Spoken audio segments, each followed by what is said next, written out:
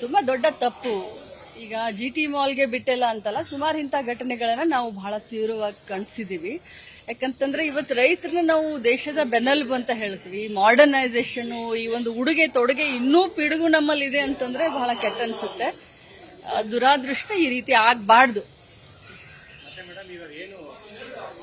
ಭ್ರಷ್ಟಾಚಾರವನ್ನ divert ಮಾಡಲಿಕ್ಕೋಸ್ಕರ Kannada ಮೀಸಲಾತಿ ವಿಚಾರವನ್ನ ತರಾತುರಿಯಲ್ಲಿ ತಂದು ಮತ್ತೆ ವಾಪಸ್ ತಗೊಂಡು ಬಿಜೆಪಿ ರಾಜ್ಯಾಧ್ಯಕ್ಷರು ಆರೋಪ ಮಾಡಿದ್ದಾರೆ.